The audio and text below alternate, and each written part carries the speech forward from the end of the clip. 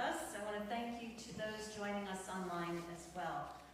I'm Gloria Palmer. I'm the Executive Director of Green Mountain Academy for Lifelong Learning. This program is the third in our Vermont Conversation series that delves into issues important to our small state.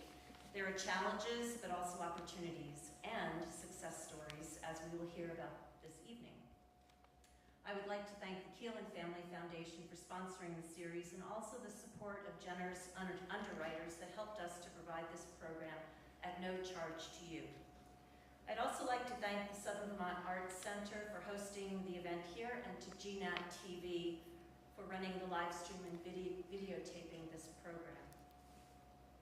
There is a clipboard going around, so I hope that you will sign in on that. I also ask that you silence your cell phones.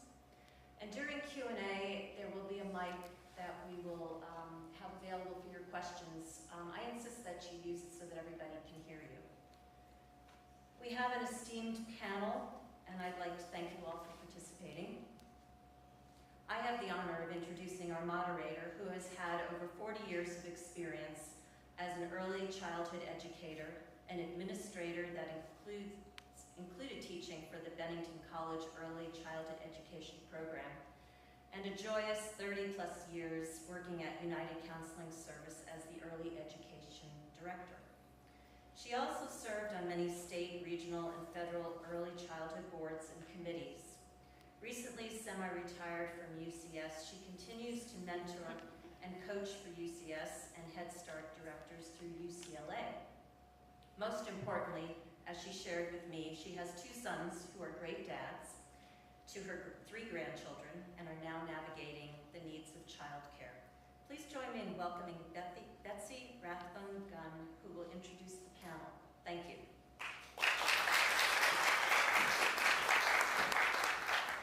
Thank you so much, Gloria, and to the Green Mountain Academy of Lifelong Learning. Now, I say that deliberately, lifelong learning, because when does learning begin? At the beginning of life, right? So we are here today to talk about the needs of early childhood education and the need for childcare, especially as an economic base.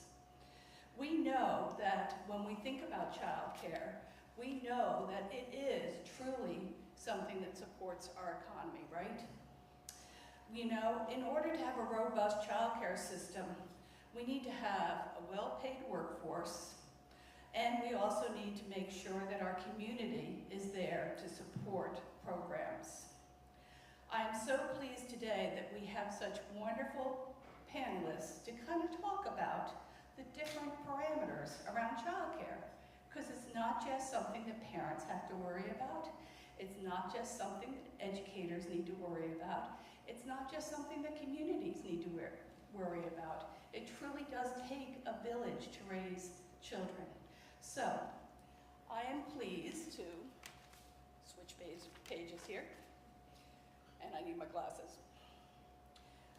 Introduce first Allie Richards. She is the CEO of Let's Grow Kids.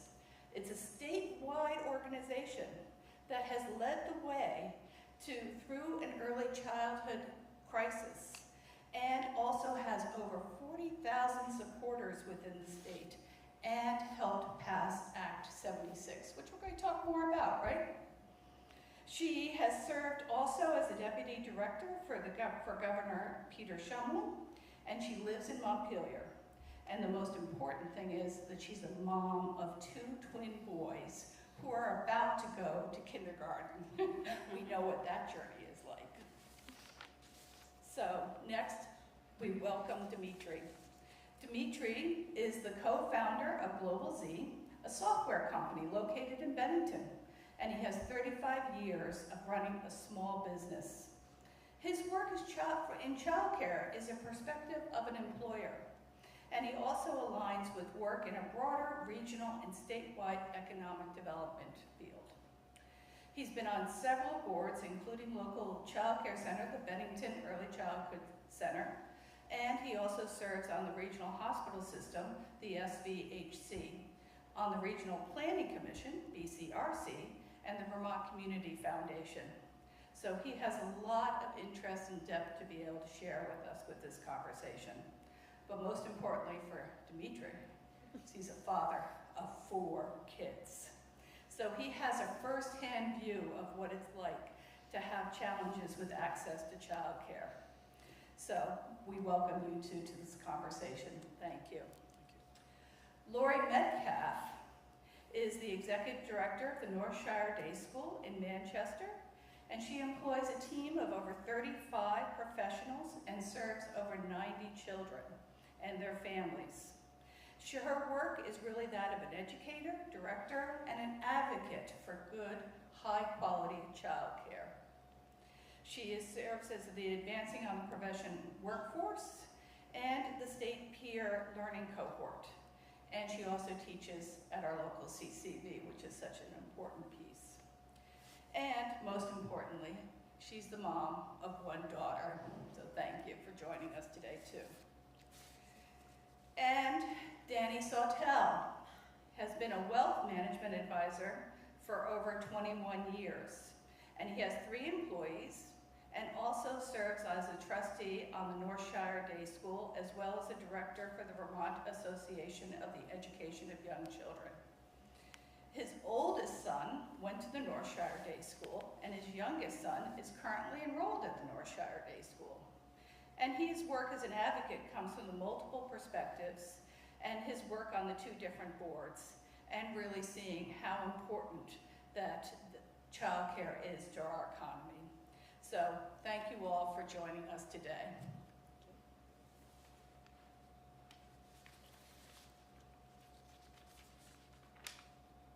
So we have a few questions to start us off with, right? So I'd like each of you to take a moment to think about this question and answer it.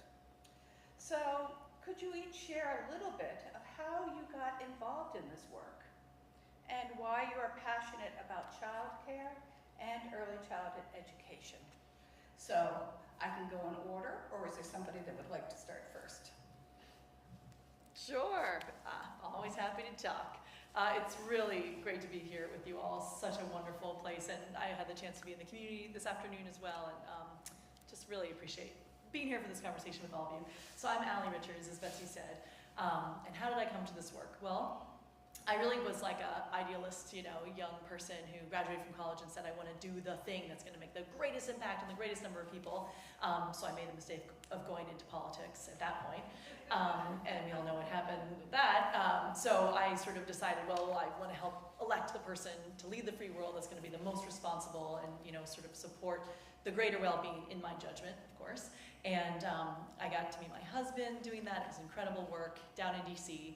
Working with the president, you know, he ended up getting elected. It was the first Obama campaign, and then realized that's not a strategy to effectively fix the world. People actually, and the root cause of that, I would say, is because people who don't agree with each other in DC don't work together, don't talk to each other, don't go to the same restaurants, don't walk on the same side of the street. So we realized the strategy of going to the heart of it and fixing everything was really not going to work, and it was quite depressing as well. So both of us are people who want to get our hands dirty and help a community move forward. So we actually moved home to Vermont, where I had grown up, and didn't look back. And I started working for the governor at the time and realized I was talking to lots of people. That was my job. That's how we do things in Vermont. We cherish community here, and things actually function. And I was the director of special projects, so I was doing all sorts of work for the governor, talking to all sorts of people. And at the root cause of everything that came up that I cared about and that Vermonters cared about was early child education. And I'm serious, it sounds like an exaggeration, but really think about it for a second. Workforce development, not enough workers to be in all the jobs we have in Vermont. What's stopping them? Childcare. Women being able to be in the careers that they've trained for. What's stopping them? Access to affordable childcare. We don't have enough young people in this state. You know, we are seeing increasing challenges with health and mental health and academics, so on and so forth.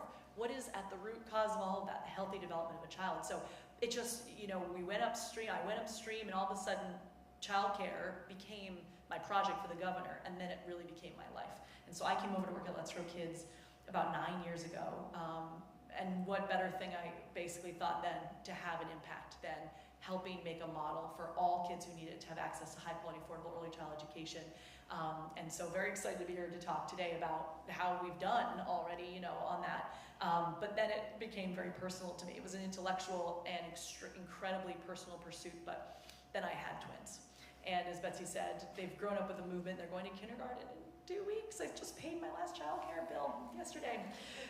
So we all know all the emotions I'm sure that dredges up for everybody. So that's sort of a holistic explanation of how I came to this and why, and just I can't imagine. It's so rare, I think, in our lifetimes you have that thing that's such an opportunity. It's a lever that when you pull it, it has such profound impacts over generations and over sectors, and for our kids, right? That should be enough, but it's even so much more than that.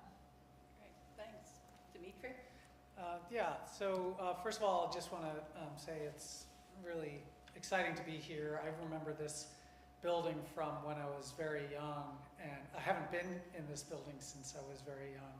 My family, I'm from New York originally. We vacationed up in this area during the summer, and it was a weekly or once a vacation trip to the Southern Vermont Arts Center, and we used to come and watch black and white films here. And it was just one of my most cherished moments vacationing in Vermont, and so I just love this space, and the energy here is amazing. My involvement in childcare, ironically, is not because I'm a dad, and not directly because I'm an employer either. It's really in large part due to some of the economic development work and community development work that I've been doing for many years in my career. And in particular, one of the board positions that I hold is on the Vermont Business Roundtable.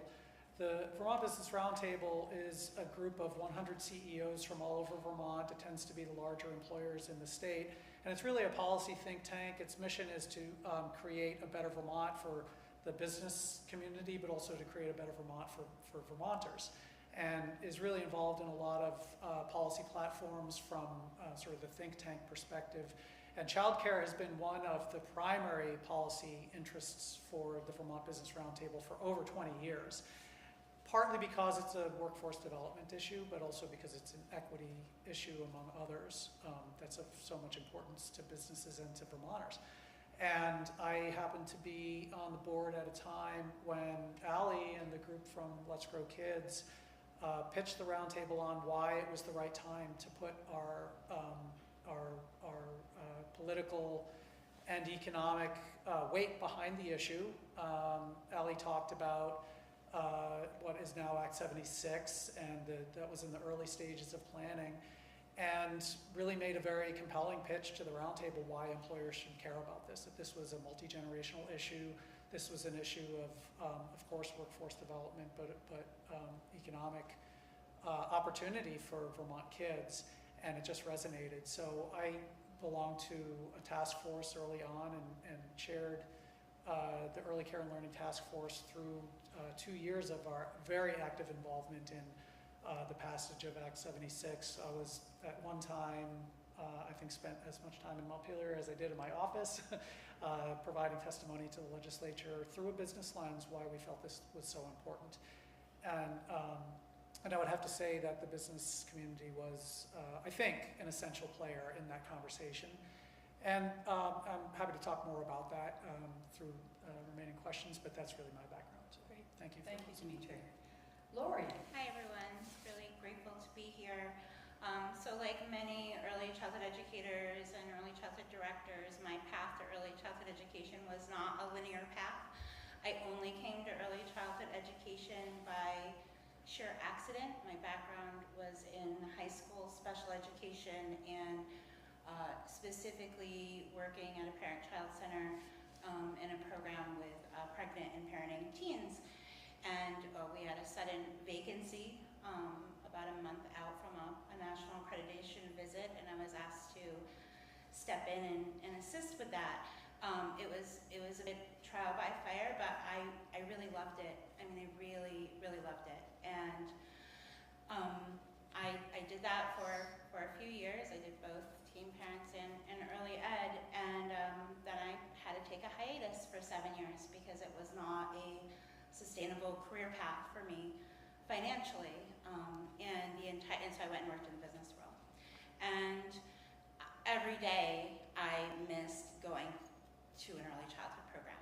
every day, I could not wait. I was literally counting the days until I could get back into the field that I love so much. And for me, that meant waiting until my child had graduated from high school. So 7 years later, I came back to the field of early childhood, back to the same parent-child center, and resumed my journey. And it was a very exciting time. This was not a new conversation that we'd been having, but it was a very exciting time. I remember my first month meeting with a colleague of mine who's now in Montpelier, but at the time worked for Let's Grow Kids.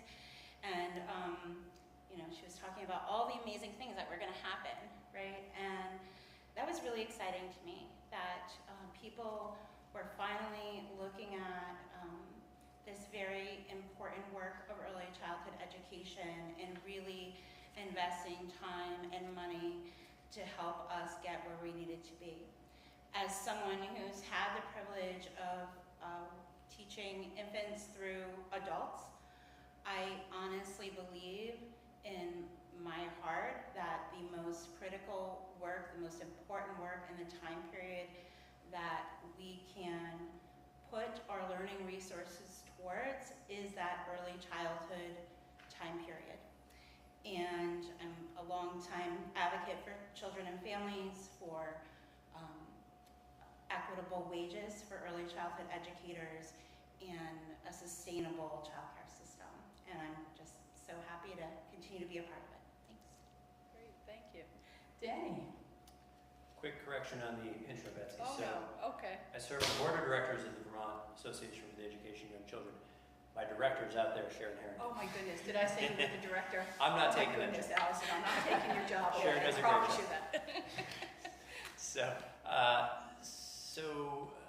My background, I think that's kind of important to the germane of this conversation, is both my parents were public school teachers for their entire careers, which kind of really, informs the values that they instilled as far as, the value of an education, public education specifically, not an exceptional student.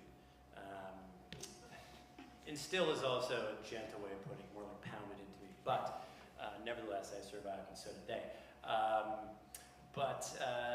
Childcare was brand new to my wife and I as first-time parents 7 years ago. And so, like most first-time parents do, we're just trying to find daycare where there's an opening. Into Northshire Day School we went. It's an incredible facility, and our conception was sadly as primitive as a lot of parents today, and it's understandable coming from it. But you basically want a place where you can send your child, drop off before work, and know that it's safe and they're well looked after, and you pick them up after work, and it's kind of like babysitting, right? That's how it works. So I quickly learned, though, how amazing a place it is, and through communications from our director and teachers, and it really, really impressed me. And so Northshire Day School has an annual meeting that everybody's invited to, but none of the parents go to. And so my wife and I go, and I think we're the only parents there. And they hand out the brochure, and it kind of shows you how the school is doing financially. And I said, well, wait a minute. So tuition only covers 50% of the cost. Like, how does this work? So, my friend neighbor down the road was on the board, and so I started asking questions. Here's a tip. You start asking questions around not-for-profits, you're going to find yourself on a board. So I started asking questions, and so they asked if I want to join the board. I'm from a finance background, and they're looking for somebody in finance. And so, it's kind of been a journey for me, learning more and more about the field, and the more and more I learn about it, particularly the teachers, who are some of the most exceptional people on the planet, the more passionate I became about it, and then was lucky enough to be asked to join the board at Vermont AYC 2 years ago, I think, right? 2 years ago. And so, the more I know, the more passionate I am about the importance of it, not just specifically to the state, and there's certainly a large economic value, we can talk about that, but just what it can do for children and families, particularly disadvantaged families. And it's just one of those things now that I've fallen into and have become a passionate advocate for. And I don't know how you can't once you know what you know, and hopefully, we can educate people that may not know as much about it today. Wonderful, thank you. Thank you all. It's going to be a great conversation, I can tell. So, I'm going to start us off with Act 76. Some people in this room know Act 76 very well. Some may never have heard of Act 76. So, Allie, could you help us kind of understand Act 76? Absolutely. Act 76. Learn it, love it, right? It's one of those things. Okay, so what are we talking about? In 2023, we passed the Vermont Childcare Bill, which is now formally Act 76. And what is it? It basically is one of the most expansive childcare bill laws in the country. It propelled us to be a national leader in high-quality, affordable access to early child education. And so what does it specifically do? It's a first of its kind, $125 million sustainable investment, annual sustainable investment directly into the field. It goes in through a couple of ways. So the first thing was $20 million immediately and very efficiently, I will say. Thank you, state government. I don't always say very efficiently in that sentence, but in this case, it was unbelievable. $20 million got right out to the field to stabilize childcare. Remember, COVID, big ARPA funds, they went away. The rest of the country was losing scores of childcare. Vermont, we were so lucky, all of this lined up, this incredible support and courage to do this work. And we had $20 million out to the field of childcare to stabilize it. Really flexible, do what you need to do to keep your doors open, keep your families and kids there the way you need to do. Then it rolled into the more systemic changes in January. So first we started increasing the reimbursement rates to childcare programs. So every program gets 35% more per kid who has childcare financial assistance. So what does that really mean? More money into the hands of early educators and programs to really operate their program the way that they need to. A big piece of that does go to increasing wages for early educators, as Lori mentioned. The other thing is so you're hearing some of the sort of what's wrong, what's going on in the system. We aren't spending a ton of time on what's broken that we're fixing. You sort of got it from Danny and Lori, but basically, early child education is infrastructure. We've never treated it as such in this country, and the payer is the family, and they're paying more than they can afford, and not enough to cover the cost of running the business. So you don't have enough child care, right? Or we have a crisis in access. 3 out of 5 kids who need childcare in Vermont don't have access to it, and then those who find it can't afford it. They're paying like 40% of their income. So crisis of affordability. On the other side, since there's not enough money to do it, early educators are making not enough money, right? So this is the problem we're solving, and the beauty is we actually know how to solve it. We just haven't had the courage to do it because it involves money. In Vermont, we had the courage to do that, and so that's why it just strikes me a little background is needed to understand that money going into programs through this bill sustainably through a dedicated funding source. That's what fixes this forever, and it really is supporting the business model. So Lori and programs have more money to do what they need to do to run that program. The flip side is the family affordability, right? So this other thing that Act 76 did was it allowed more Vermonters to get tuition assistance to help them pay for their childcare costs. So here's some numbers for you. About 1,000 new childcare spaces have opened because of Act 76 in the last year. 39 new family childcare homes have opened. Those are new programs in homes in rural parts of Vermont. Absolutely necessary, revolutionizing sort of the situation for those towns that never had childcare before, many of them. And over 7,000 more families are going to become eligible by October for this scholarship for childcare. Remember, only 5,000-ish babies are born a year here in Vermont, so this is sort of big numbers. This is system transformation. So the beauty is it's only been a year, and it's working. It's very, very rare, I think, to pass a major piece of sectoral transformation and see such immediate results and such deep, profound results. And I just have to say, I mentioned some parts of my resume earlier that sound very partisan, and they are. I'm a very nonpartisan, sort of pragmatic, moderate person, and this is a very nonpartisan issue. In fact, it's bipartisan. And I have to shout out some folks in this room that showed that courage I was talking about, some legislators. You're really blessed, those who live in this area, to have such amazing champions, childcare champions here. Kath James, David Durfee, Mike Rice, and Seth Baumgart's all in the State House as reps from this region, voting for this bill, showing that courage to say, look, we know exactly what kids need. We know it pays for itself. It's a smart investment. We're going to dig deep. We've worked on this as a community for a decade, and we're going to show the world this is possible. And so it's very gratifying to see it rolling out, to see it working this way. But that's in essence what it does. Family affordability, more money in the hands of programs to raise their wages.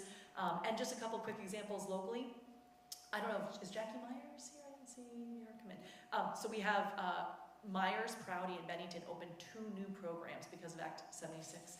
Little Peeps Preschool, I love these names, in Shaftesbury. Opened 2 new programs, we furnished a couple, and we're able to raise their salaries for their early educators. And then the Learning Tree Center, which is part of the Southern Vermont Hospital, was able to expand, and they're serving employees in the hospital, their children in childcare, which is really supporting the whole community in a very robust way, as you can imagine. So just a couple quick examples from this region to show you a little bit of how this is already starting to work out on the ground. That's great, thanks. So you mentioned a child care contribution. So I'd like to kind of dig into that for a few minutes. And it started on July 1st, and employees see it as part of their paychecks now, right? And it's a very small contribution that will end up being a very big contribution overall, right? So Dimitri and Danny, I'd love if you could talk about how that is. I am so sorry, I thought I turned that off. Okay. Talk about what that means as business owners and how you see that rolling out. Sure. So just to pick up on some of the points that I made in the intro, the employer community views childcare as a critical issue, in part because of the obvious impact that it has on the workforce. And so when we talk about the contribution, we're really talking about making an investment in the workforce, and employers and employees are a big part of that. And initially, when we were approached by Let's Grow Kids to lend our support to the issue, it was presented in that way. We're talking about kiddos who are going to have a better chance later in life economically if they have access to early care, quality early care and education. Get parents back into the workforce. How many times have we heard stories about parents that can't afford to work or choose not to work because the cost of childcare just doesn't make economic sense for them, and it's keeping those parents out of the workforce, which we all know the workforce participation rate is one of the things that primarily drives the economy. And providers have been earning close to poverty wages for a long time, and they also suffer from childcare issues. So there are obvious advantages to the workforce. However, the Vermont Business Roundtable in particular, and a lot of other employers that I talk to, are really careful not to present this entirely as a workforce issue. We also see it as a really important equity issue, and we've always felt that it was really profoundly unfair that that kiddos that have access to high quality early care and education do better in life later on. I mean, the science of brain development is super clear. From studies that have been done here as well as in other countries, and kiddos that have access to early, not babysitting, right? It's education. And there's a lot of science around how these services are delivered. They simply do better in life. So we saw it as an equity issue because employers see how challenging it is for people to enter and work their way through the workforce. And we also saw it as a smart economic investment, not to say that was, we don't calculate it that way. But investment in early care and education, we know will pay for itself and will pay dividends later on down the line in terms of, improving health outcomes, mental health, all of the issues that we're struggling with as a small rural state. Crime rates, economic advancement in your career. All of these things are better for the economy if we're making these investments. And we can't think of a better place to do it than at the earliest age possible. So it just seemed like a smart investment for us to make. And to Allie's point about nonpartisan, business groups are, the Vermont Business Roundtable in particular is fairly balanced politically, but I can tell you that it was not an easy lift. I was the guy that had to go to 100 CEOs in Vermont and say, we're going to see a tax increase as employers if we pass this bill, and it's so important that we should do it anyway. And the very quick story I'll tell, and then I'll close my comments, is, Mike Seaver, who has been a long-standing member of the Roundtable, is a former banker, recently retired, and I would say, probably right in the center ideologically, and stood up at a board meeting of the Roundtable and said, I always believed that there was enough money in the system that we can just reallocate it in smart ways and get the kiddos the things that they need. And I still believe that that's the case, but we can no longer afford to wait for another generation of kiddos to get left behind. We need to do this now. And it was that conversation that really changed the discussion at the business level, that it just really made sense to do this for a whole bunch of reasons. Workforce is one of them, but that's not the only one. Very good, thanks. Danny? Yeah, and I'll just briefly expound on that. I mean, so as a financial advisor, obviously, I have clients in almost 20 states, and job relocation is very common. And just anecdotally, I can tell you that if anybody's ever relocated for a job, what's the first two things you look for? Where you're going to live and how close to good schools is that house, right?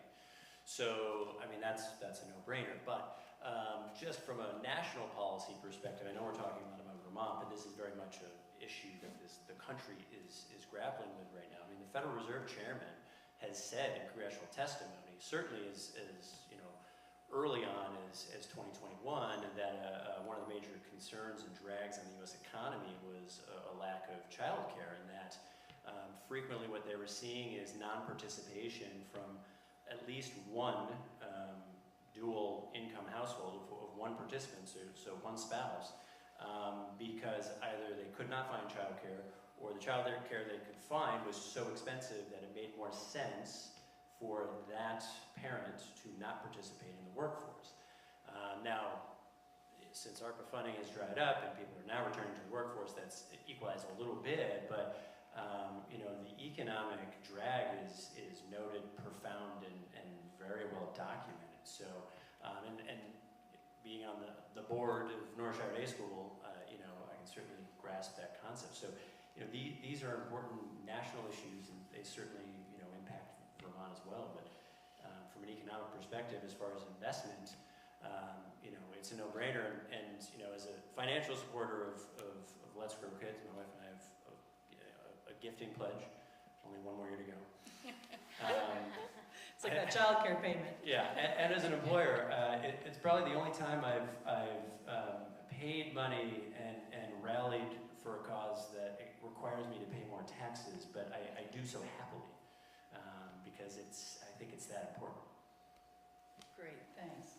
Alan? I do, and just to say, sure, just that on some of the specifics, I know I get this question quite a bit. So it's a 0.44% payroll tax that's split 75% employer, 25% employee may pay, so the employer may take the whole thing up. And so I get the questions a lot about, so how much exactly is this? So $60,000 a year in income, let's say, about the median income for a Vermonter, you'd be paying $66 a year for this. And so that's when you hear, I'm always like shy, not saying modest, whenever there's revenue, it's a real conversation. And we dug very deep as a community on this. Really, we've been having conversations with those most affected by this for years and years, lifting up the voices of early educators, parents, families, businesses, and in fact, they are the ones leading it. And I think that's why this has been so bipartisan. This has been, we had a real conversation about raising revenue. This was a major discussion and trade-off. And as Danny and Dimitri both said, right, is that, well,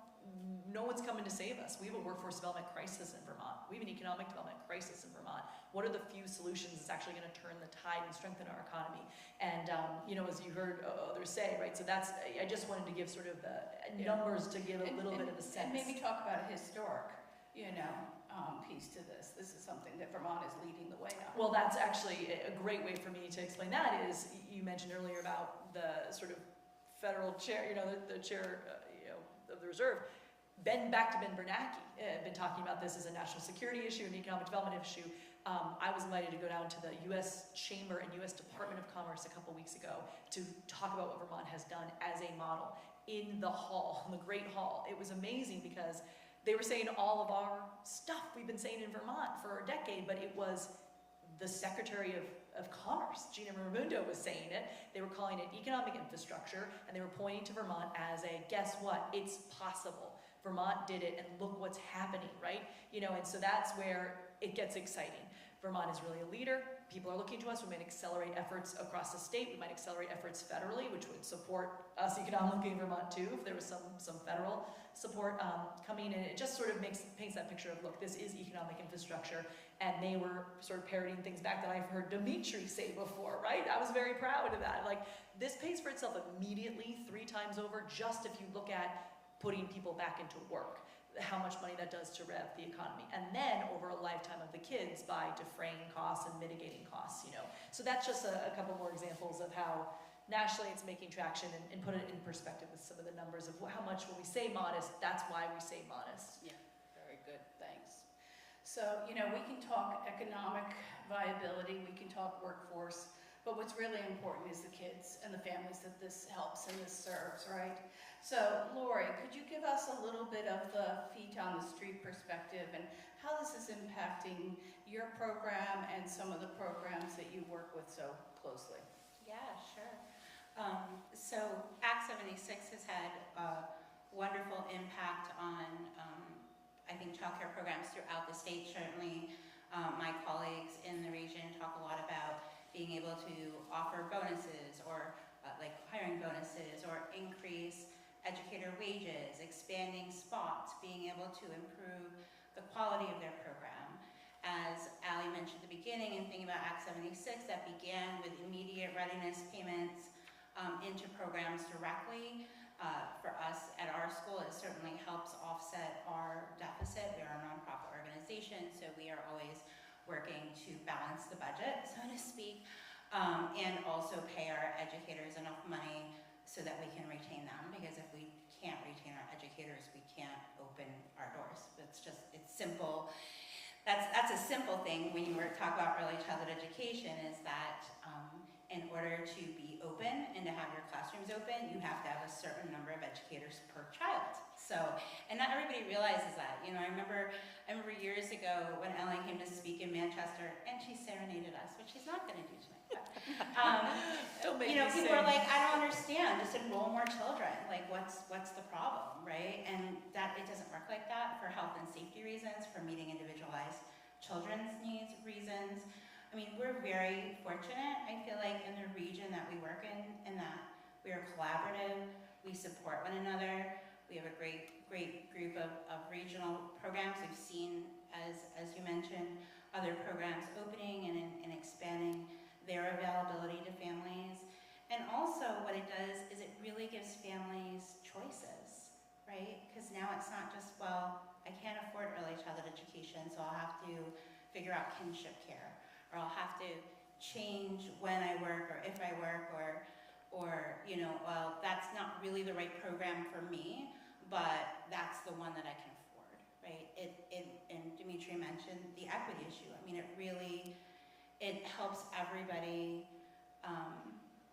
you know, have the opportunity. Same with programs, right? Like some programs might have like umbrella funding. If you're underneath a bigger organization, you know, you might have umbrella funding coming in that can help make up that deficit. Other people might have standalone nonprofit programs. Other people have, you know, home licensed and registered home programs. So it helps make sure that everybody, as programs go, get more of the investment they need to be sustainable. But more importantly, as families go, that means that they have choices. And when their children may have not been able to get early learning or specialized services previously because that wasn't an option for them, now they can.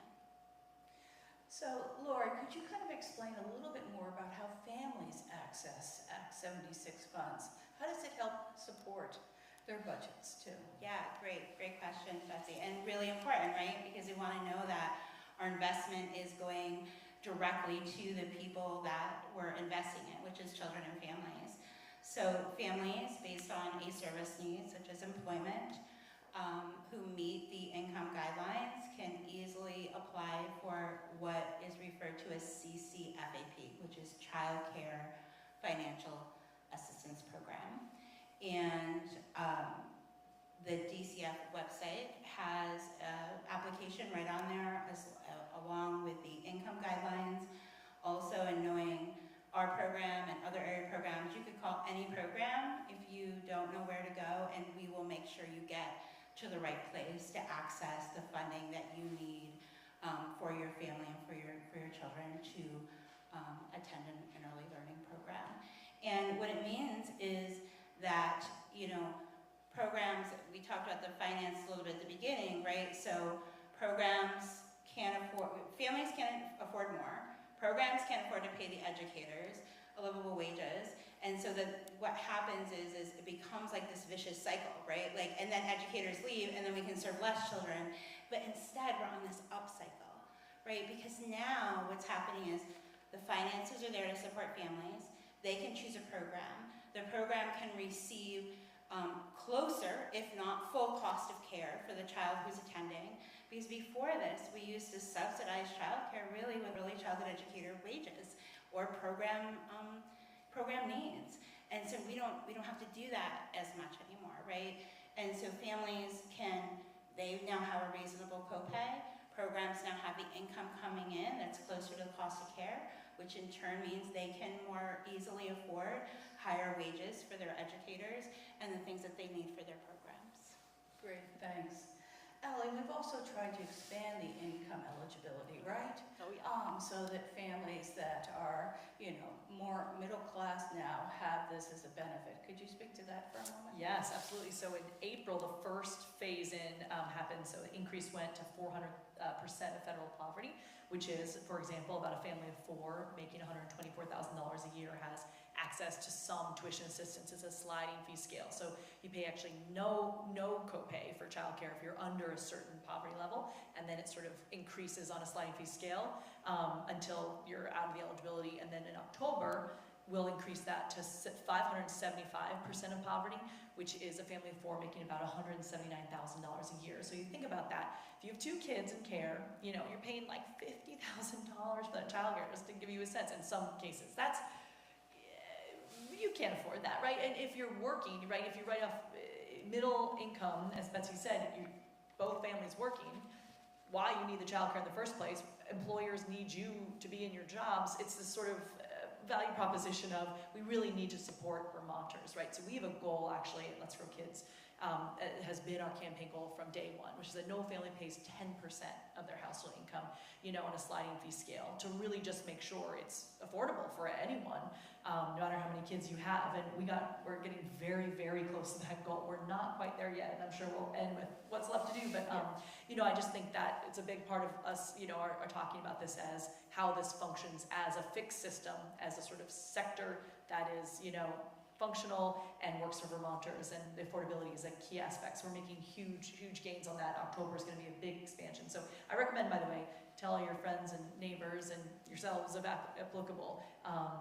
If they're eligible in October, really, you should seek it out. You're right, your friends and neighbors and others should seek it out. This is a benefit to Vermonters. We'll make sure everybody's taking advantage of it. Great, thanks.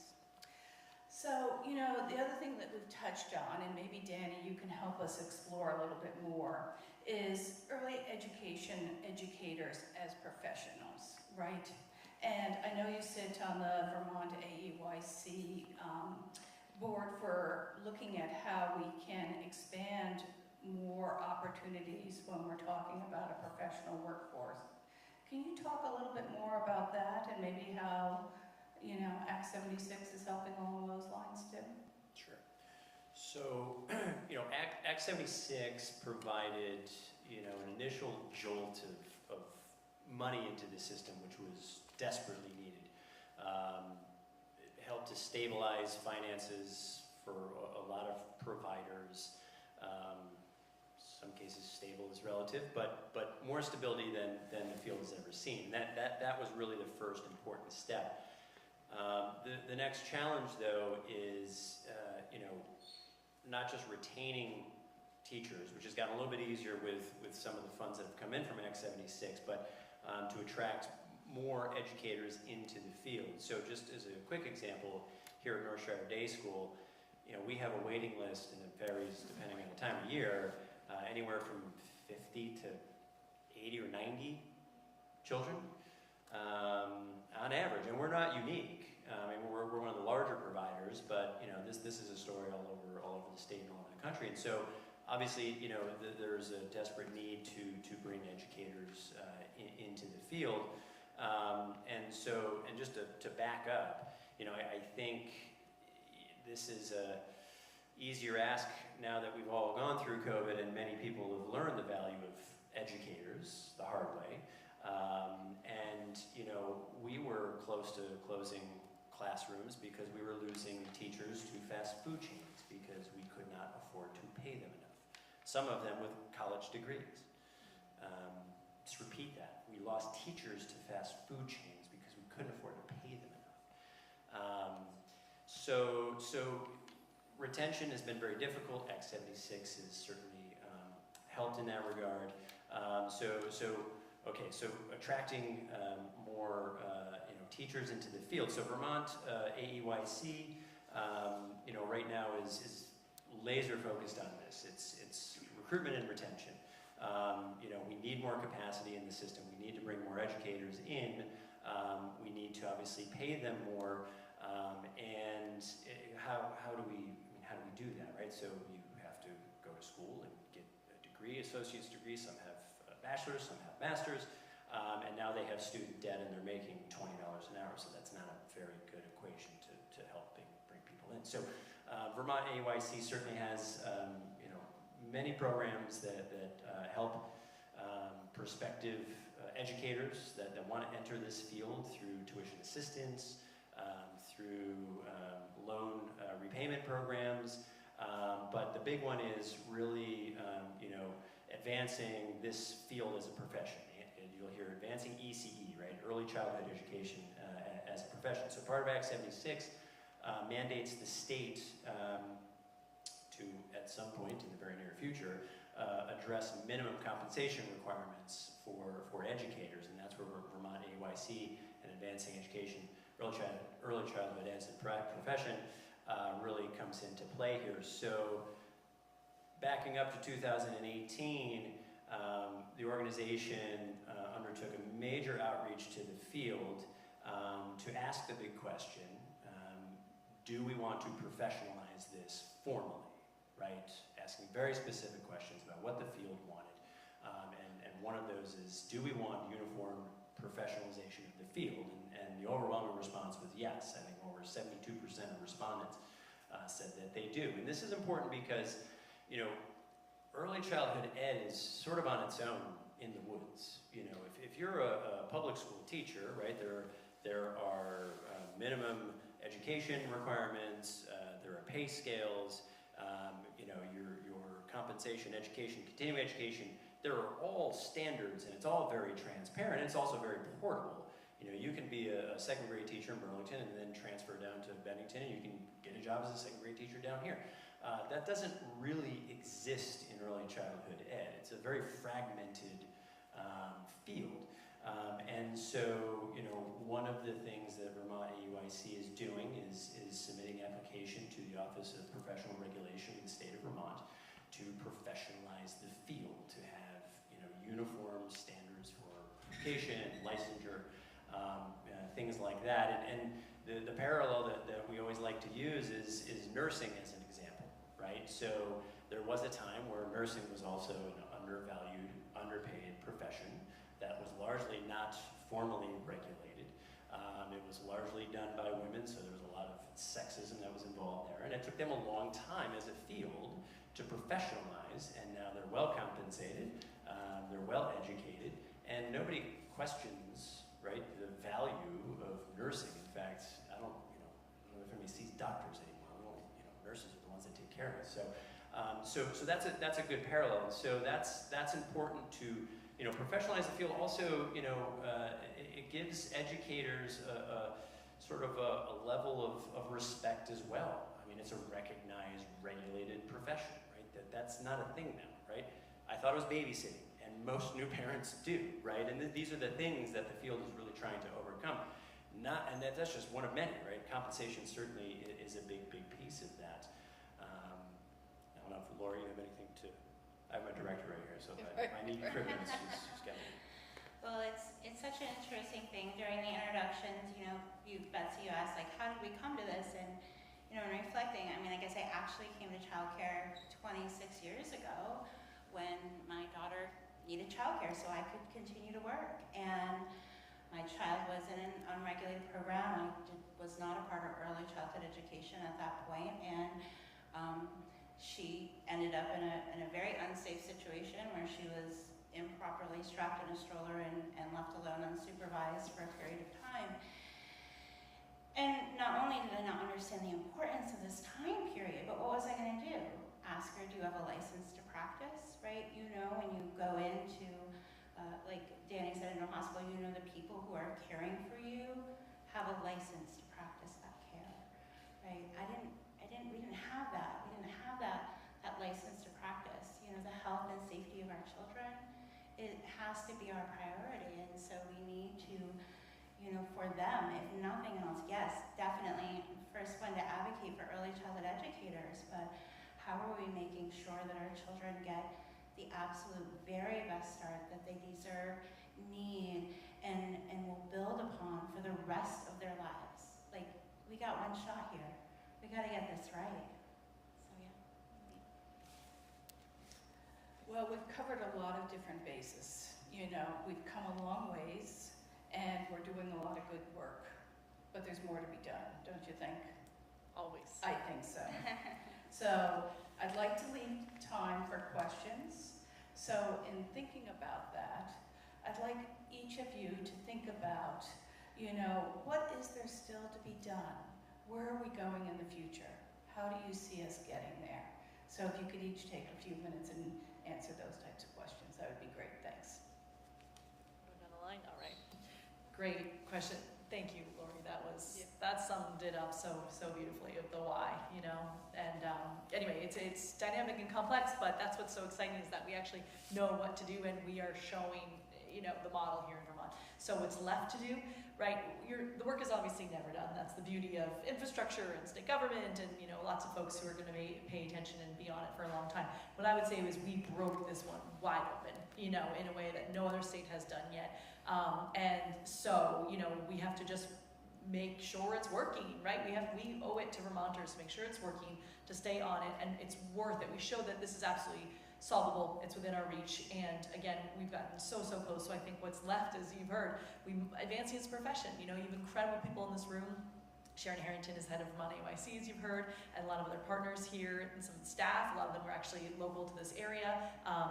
This is a profession, and it's also a business. You also have someone from First Women's Finance, hi Rose, who's in the audience as well, this is the business, right? A small business development center, like specialized business technical assistance for the business of childcare. So we're doing this really well together in Vermont. We're doing it in a coordinated fashion. We're doing it collaboratively and efficiently with all these supports, really helping from the business side and the profession side. So we've got work to do really to codify it, right? To codify it. Is it working? Stay on it. Make sure we're measuring it. Make sure we're getting the outcomes we promise.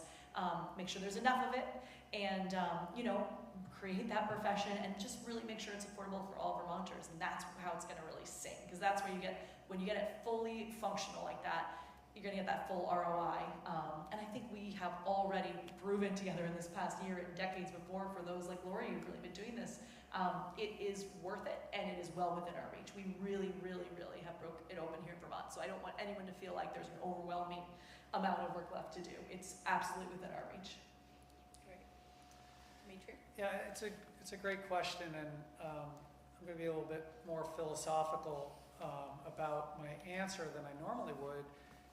Just because I believe that this is one of the most foundational issues that we're facing in Vermont right now. And, you know, I run an IT business, and in the IT business, change is the norm.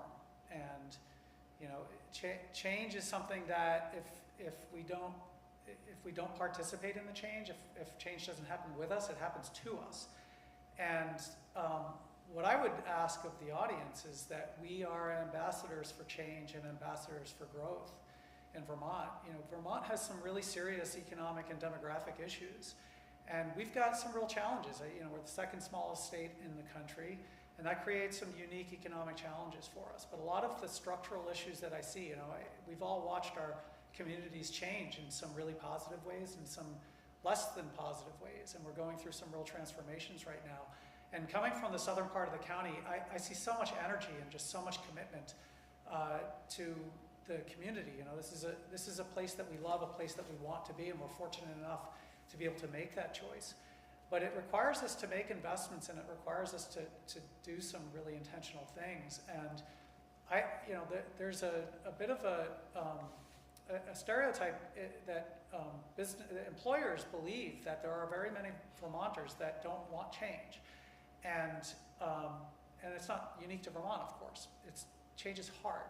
It's difficult to manage. It's difficult to navigate it.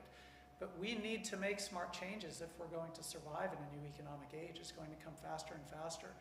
And if we look at foundational issues that we're facing, making smart investments are going to be absolutely critical. We can't cut, the economics of a revenue increase was not easy for any Vermonter to accept. Ali talked about the magnitude, and I don't want to understate that this is still asking for dollars from Vermonters. But I can't think of a better place to put investment dollars than in the youth of our state. And we know that the economic advantages are going to pay for themselves multiple times over. So I would just say, please be an advocate for change and for growth. We need it in order to have and sustain the wonderful place that we live in.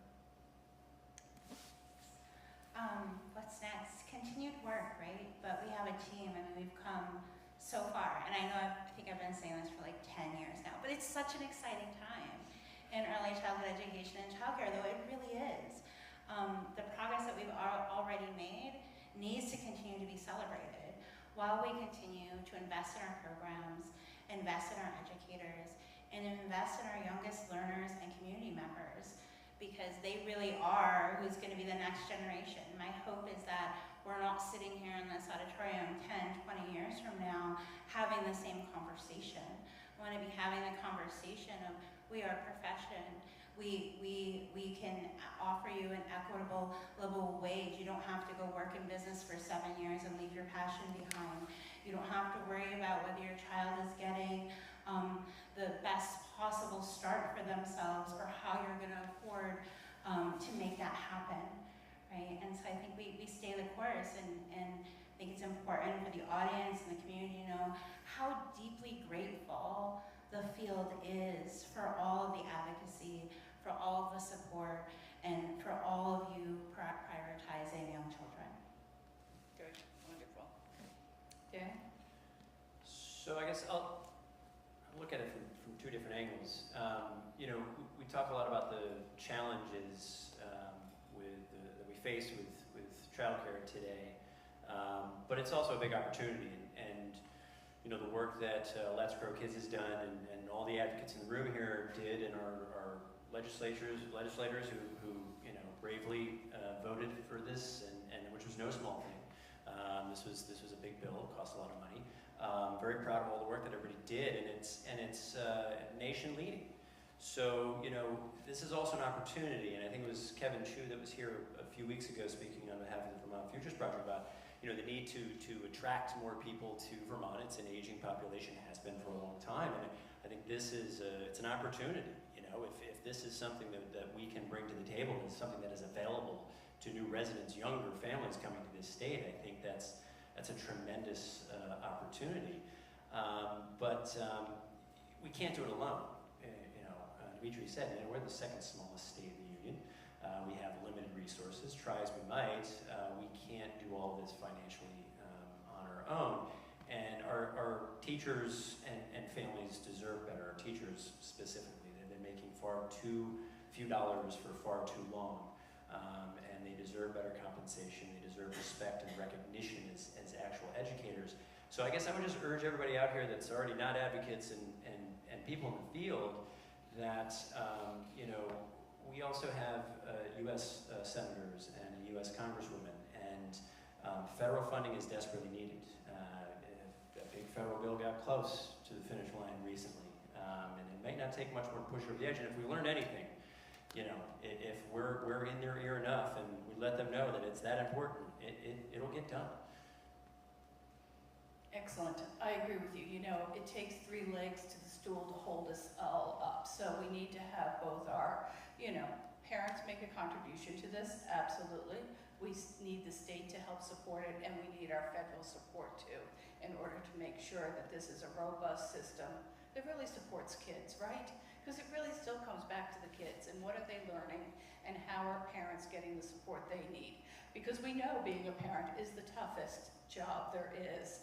And all these programs give support to parents too, which in turn gives support to our community. So thank you to everyone, but I want to say thank you at the end, and we're not at the end yet. So I really would like to open this up to questions. This is framed as a community conversation, so it would be great to have some thoughts and ideas from those of you that have just been listening to this presentation.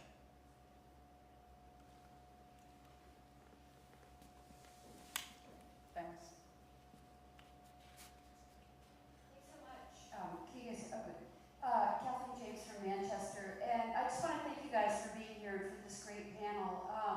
You're actually bringing back a goosebump moment for me because Governor Scott vetoed this bill, and I don't think anybody thinks that governing by veto is the way to go, but sometimes you have to try to push forward with transformational change.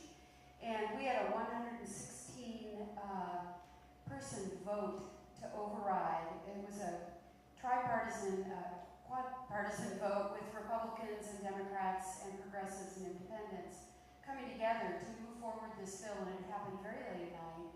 And honestly, I will never forget it. I will never forget being on the floor. I won't forget looking up and seeing the people in the balcony. I won't forget that moment of feeling like, hard things can happen when you have folks working to build a grassroots coalition. I mean, the vote was the last thing, right? That's the last thing that happens after work like this. But I actually do have a question. I just couldn't pass up this chance to say that it's one of the things I'll never forget. My question was, and I don't know if it's too early to know, but you guys mentioned that the payroll tax is 0.44%, and that employers can cover the whole thing, or they can ask their employees to kick in a quarter of that. And I've been asking around, and I feel like a lot of employees or employers are covering the whole thing, which I think is fantastic. And I just wondered if you have tax department data or something. Do you know how that's shaking out? Because I'm curious to know how many of our employers are making the decision to say, you know what, we'll do this for you. Great question. Does anybody have an idea? So early on, I know it just started July 1st. Yeah, my data right now is anecdotal, so not from labor. Most of the businesses that I've talked with are picking up the employee share. It's not a lot of money. I always hesitate to say that because, every dollar does count in this economy. But I think employers that I'm talking to recognize that this is really a recruitment and a retention issue. So it's sort of like which employers are not paying for healthcare, the ones that largely can't afford it. So I think most are that I talk with. I know that the Vermont Business Roundtable did a survey of our members, asking whether they would be picking up the employee share. I don't have the data, but I'm happy to get that back to you if we want to connect afterwards. And I would just add too, it'd be great to know that. I don't think the tax department actually is collecting that. It might be good to ask them too, because I think it would be a really helpful data point, Kath. And I just want to say anecdotally as well, we're hearing really kind of heartwarming stories of employers picking it up and using it as an opportunity to talk to their employees about why. I just actually happened to see Lawson's Finest, so you might drink their beer. But the CEO there is actually the former CEO of Vermont Creamery. She was an advocate, Adeline Druart, of this bill in both positions. And, she actually shared, they used it as a moment to do some staff volunteering and education and other things. And they sent out a very proud message that they shared with us that basically said, we are so happy to do this, and here's what it means for our state and our community and our economy. And it was just this wonderful moment of celebration that I frankly was not expecting, to see the payroll tax, something we're all gonna dig deep and do here because it's worthy investment, but to see it as a moment of celebration was quite heartwarming. Good. Wonderful. Thanks, Kathleen. Yep.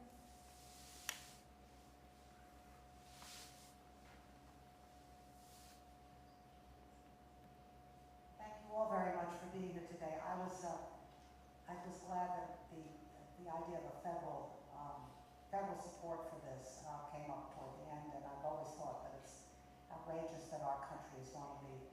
few, if not the only Western country that doesn't support in various ways childcare for our citizens.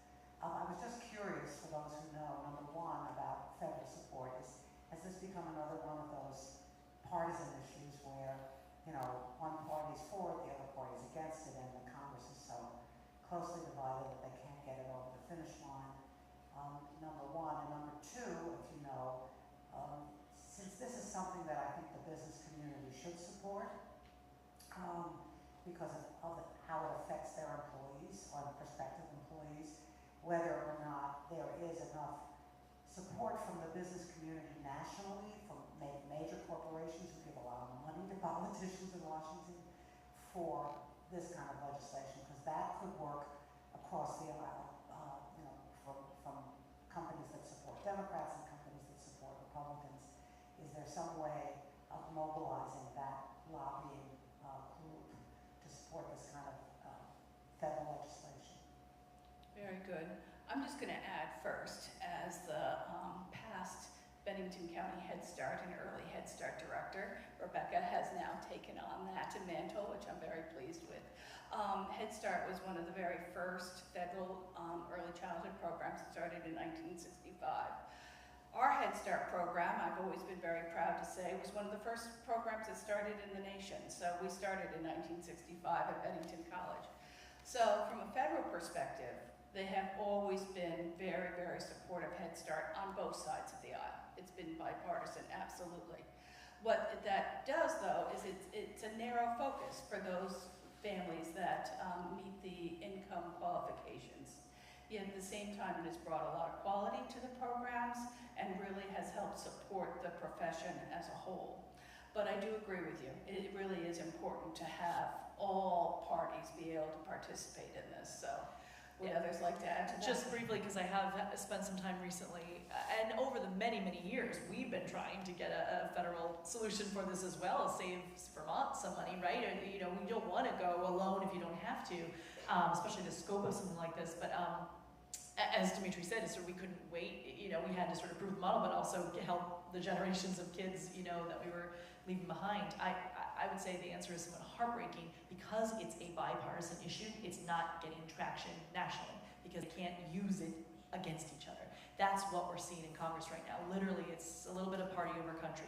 And so because it's so well liked, you know, and you can't get a political victory, they're leaving it behind kind of. And Danny mentioned Build Back Better was like one vote away from passing. Basically was Vermont's bill. Not all of it, but exactly the same infrastructure. Money into states to pay for early educator wages and pay for family affordability. So we've cracked the code on what to do from a policy perspective. The feds can do this just as well as we can. We are so well prepared with all this work we've done in Vermont to accept that money the minute it's there and really make it, you know, go out where it needs to go. And so I'm very hopeful that if we can depoliticize a little bit on the national front, this would be one of the first things to go. You actually do hear a candidate right now speaking about this in a way we have historically not heard any national candidates talk about.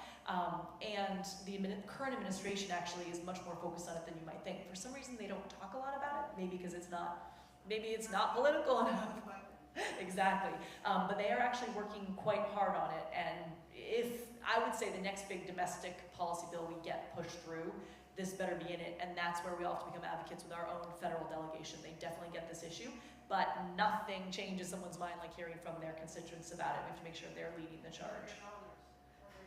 And the governors do, sure. Yeah. Very good. Thank I know we don't have a ton of time on this. I just want to add one point, which is that although it's a bipartisan issue, I don't know that there's necessarily a uniform understanding of what is the best way to implement a child care bill. There are a lot of good ways to do it, and there are actually a few good ways to do it and many bad ways to do it. So there are some basic economics, and this is, you know, to Allie's credit and Must Grow Kids, you know, they were on a mission to not only pass a child care bill in Vermont, but to make it a high quality, affordable child care bill and do it the right way. And they were really basing the policy on science. So I would say if we're looking for a national bill, I'm all for it, but we also need to make sure that it's structured the right way, and that requires an economic understanding of why the child care is structured the way it is. This is a wonky issue, I'm afraid. Oh, and sorry, you asked about businesses as the second part of your question, and I gotta say, the Vermont business community has some lessons to teach the national business community right now, and I hope you're ready to do it, Dimitri, because you know, what happened at this big conference was amazing. It was at the Department of Commerce, right? They were making this, your exact point. It was a great question. And the problem was they trotted out all these CEOs nationally of like Etsy and IBM. I mean, they had big names there. And they're like, and here are the childcare champions. And they're like, well, we're doing a dependent care benefit for $5,000.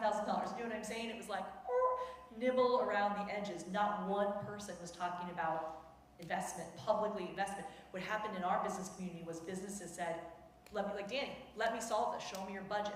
Oh, wait a minute, these numbers don't work. This needs a policy solution. Now we're gonna become advocates for that, and the best advocates they could be. That's what the national business community has to do, and they are not there yet. But I think we could maybe nudge them. Great, thanks. Another question here.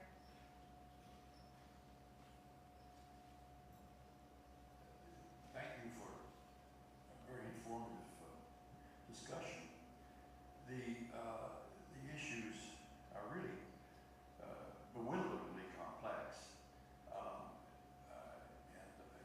we wonder about how to sell this to our neighbors, to our voters, to our legislators, to get passage of the right bills. Child care is not something that the market can support. It needs government support to function. Our state treasurer, Pisek, makes the argument that this is one of the impediments to building the base of working Vermonters, new people coming into the state, building that by 80,000, 100,000. That is what cures the budget, what solves the budget solution. And I think that's where the emphasis has to be from a public relations point of view. I hear your plea for professionalization of early childhood education. Every parent, every grandparent, every great-grandparent wants their youngest to get the best possible head start as possible. And they need professional people to do that. But that doesn't sell as well, because I hear the argument that, oh, they're going to professionalize this so the babysitters, grandma so down the street, she keeps 6 kids every day, and she won't be able to do that anymore, so we won't have this daycare. And that's kind of an argument that the average person can understand. Oh, look what they're doing to us. But it's essential, nevertheless, to get this professionalization. So I would argue that the front argument, the major case for this essential support is that it's the only way to grow the working base of Vermonters that's going to pay for all this, and it pays itself back. It's self-fulfilling, and that's the way it is. I'm just asking for PR on that particular point. So I don't want to always be the one that comments, please jump in, but you're right. I mean, we've run a campaign specifically for that reason, to get what resonates with folks. How do we actually get the public will to do this? And you sort of nailed it. Actually, you said all the right words. Childcare is essential, public investment is necessary, and it's working. You can sort of stop there. And it's what leads to an economy that will function in Vermont, right? And you can stop there. I have to say, the beauty of the advancing as a profession is you have a bunch of early educators that tell their stories so powerfully that they will move people when given the chance, as you heard from Lori today. But also, you don't even have to do that, to your point. If you do not have, or it's sort of like it's common sense, any sector is about the humans. The research is clear that the level of preparation and support leads to the quality, but you can, if that doesn't resonate, right, it's also access. You need enough childcare. Everyone can understand that. What stops you from having enough? Having enough teachers. So it's access and quality, which I think helps from, again, purely a PR perspective. If you want enough of it to put people back to work, to make our economy work, you gotta make sure, and then it's a pure market proposition. You gotta pay them enough to have them in the rooms. I don't know if that resonates, Lori. Yeah, for sure. And just, just also thinking about, families having choices, right? I mean, it's one of the reasons why Act 76 invested a lot of funding into registered and licensed home childcare programs. So, you know, our field doesn't just include, programs, center-based programs in the community. We want to support all early childhood educators, no matter what the setting is, and we want families to have those choices. Because a big program with, 80, 90 children may not be the best choice for every family. And so together, as a field, we feel like this is essential, because also home programs were closing at an alarming rate. I mean, one of the things we touched upon that I think is important to know is we lost a lot of childcare programs during and post-COVID, and we are seeing an increase now. I don't want to, I want to make sure we really highlight all the progress that we're making, but we have to keep that going. We have that to be sustainable. But I do also agree that the basic economics of getting people into our state and knowing that it will pay for itself is where the focus is also. Yes, I think they both exist, but I think you make a really excellent point. Thank you. And we need to know what the community thinks. Sorry, we need to hear more from our community. We need to know what businesses are thinking.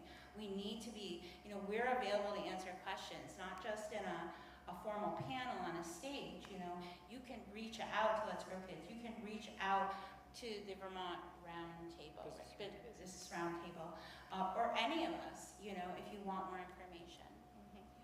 And I also just wanted to emphasize that I think you started off saying that 35 new home childcare centers, or 39 started with this new funding. And too, I would say, because we do want to protect Yeah. those that want to do this out of their home, or want to take a few kids in. It's an important part of the system. My own 2 sons went to a family home provider in the very beginning, because we didn't have a lot of infant toddler care. So it's really an important part of the system, and we want to protect that. And we're not leaving anyone behind. I think that's really important, not to get into all the specifics of the Advancing the Profession work, but there's some great resources online at the Vermont AUIC website. We're not leaving anyone behind, right? The motto has been nothing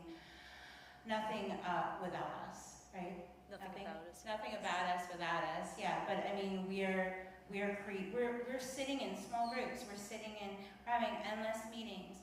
The Vermont AUIC is working on this endlessly.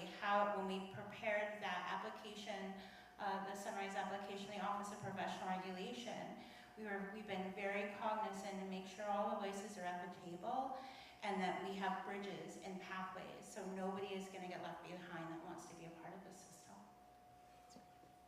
Great, thanks. Any other thoughts or ideas or questions? One more, very good. Sorry. Very quick. Hi, thank you for this great conversation. I learned a lot. Lori, I'm curious, and I know it's like super early. Have you begun to notice stabilization of your workforce? Recruitment is easier, retention, people are staying, because I know what ends up happening is you get a high turnover with the low wage, so you don't have consistent care. And wondering if you've seen any preliminary results. That's a great question. I think, when you're talking about a historic workforce and some messaging around being underpaid, not viable, not, I think we will see the results. I think we have a little ways to go. There's still a couple of issues we haven't talked about. One is healthcare, and one is the hours, right? Most of our programs, or all of our programs, are adjusting to the needs of the families and children that we serve. And so when you graduate from a licensure program, for example, and you get your teacher license for early childhood education, whether it's 0 to 5 or up 0 to 8, you have options of where you want to work, right? And so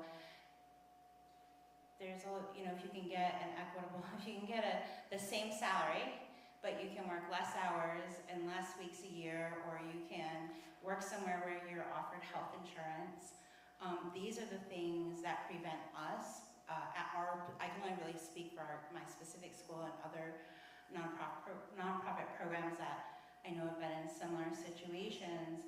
It's still really hard to recruit and retain under, those specific circumstances.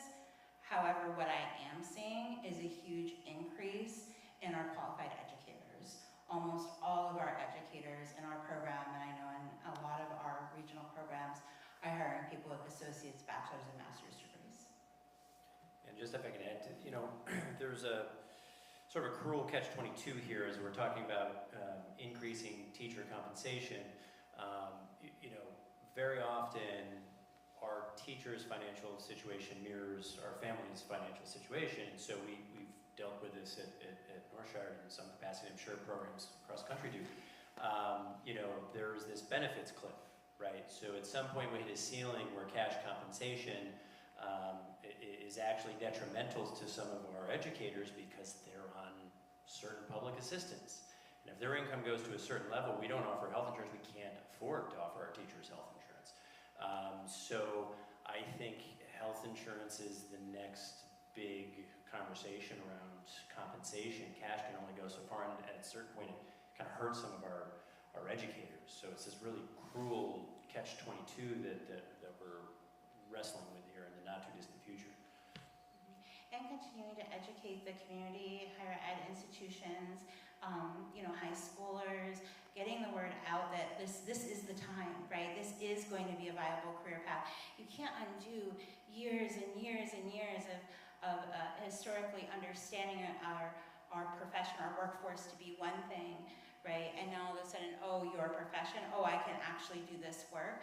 I should be encouraging students to do this. Yes. And I just want to say too how we all have to work like crazy on this early childhood recruitment and retention. This is the big thing that's going to stop capacity, it's going to stop quality. We're going to need over 2,000 more early educators to meet the need in Vermont. Okay, think about that with our numbers. Think about the housing crisis we bump into with that, right? This is going to take all of our innovative, creative thinking. And I just want to say there are some bright spots. I was really honored to be part of the CCB graduation this year. 500 students graduating, and 87 of them were early educators going right into the field without loans. And, Veronica